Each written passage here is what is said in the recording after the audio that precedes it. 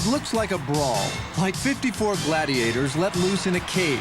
It's a game of violent, no-holds-barred combat with almost no rules. Calcio can be traced back to ancient Rome when soldiers played it to get in shape for battle. As the grandfather of modern-day football, rugby, and soccer, the game is raw, uncensored, field warfare. During these intensely physical 60 minutes, there are no timeouts and no substitutions, even for injury. The 27 players on each side may use any tactic, no matter how rough or violent, in their quest to maneuver the ball up the field, past the goalie, and into the opposing team's net. Of being ready to burst into a fight. You say bad things to your neighbor. Your neighbor says bad things back. But always with humor, of course. And the game begins. Santa Croce versus San Giovanni. Blue versus green. Gabriele versus Leonardo. For the next hour, these men will do anything in their power to get the ball into the defending team's net and to stop their opponents from doing the same. The scoring is simple. Each field goal scores 1 point. But if the ball sails over the net, watch out. The defending team scores a half a point. With the strong arm tactics used on defense, I wondered at first if anyone would score at all.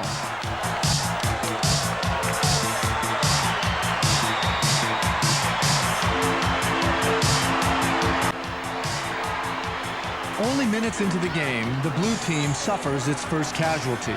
With the clock still running, play halts momentarily as the medical team is called in. Now the Blues must continue with only 26 players.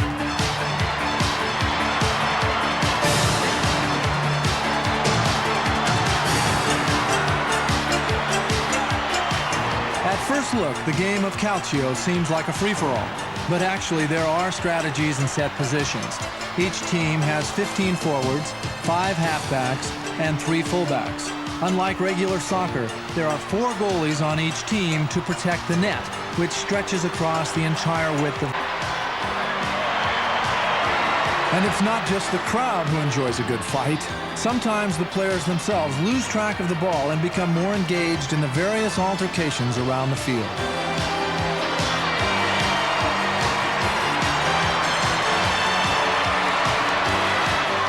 The officials' only real job is to break up these fights and keep the ball moving. And for their trouble, they often find themselves in harm's way. About 15 minutes into the game, Gabrielle's blue team relearns a valuable lesson. If you're going to shoot, do it accurately. Because here, the overthrow of the goal results in the Greens' first one-half point.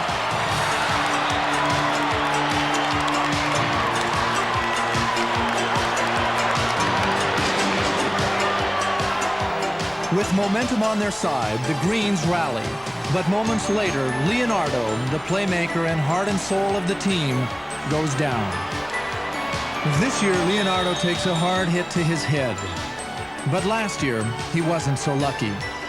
Last year, I broke my leg, and even with my broken leg, I got up and I played for 5 minutes with a broken leg.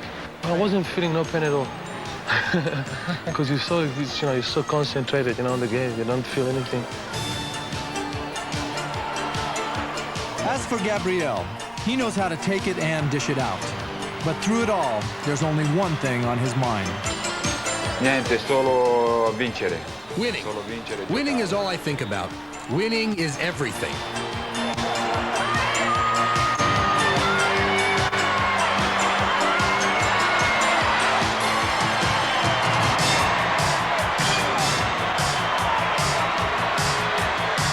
Passions run high, not only on the field, but in the stands as well.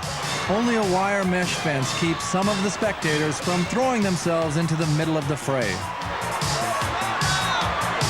As the crowd is worked into a frenzy, the figure of Dante, perhaps Florence's most famous author, looks down with sober equanimity, perhaps recognizing a very human version of his most famous work, Dante's Inferno.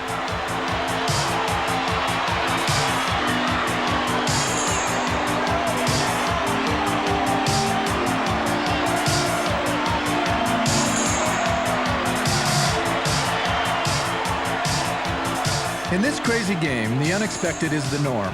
At one moment, the ball is in the Green's control.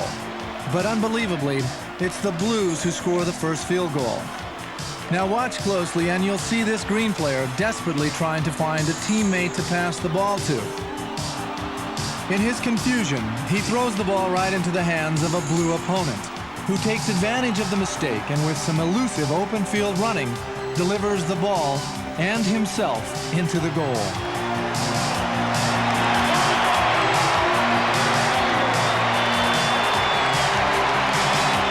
The flag comes out, and the Blues celebrate their lead, 1 point to 1/2. Now Leonardo's team comes roaring back as they hope to make up the deficit in the last 10 minutes of the game.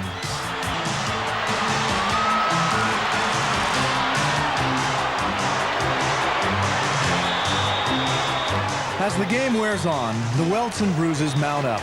At the beginning of the game, the men tended to get rough in the clutch. But now it appears that they are holding each other as much to catch their breath as to keep their opponents from getting near the ball.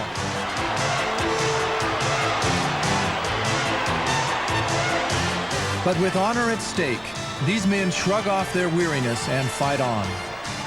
With only minutes to go in the game, Blue is ahead by half a point. Leonardo must now lead his Green team in a perfectly executed last-minute attack that they desperately hope will work.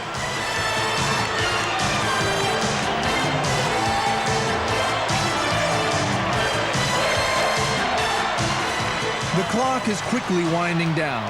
Then suddenly, with only seconds to go in the game, the Blues make a crucial interception.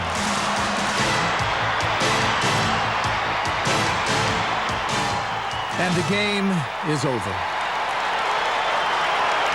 Instantly, an entire year of preparation and sacrifice results in joy for Gabriel and his teammates.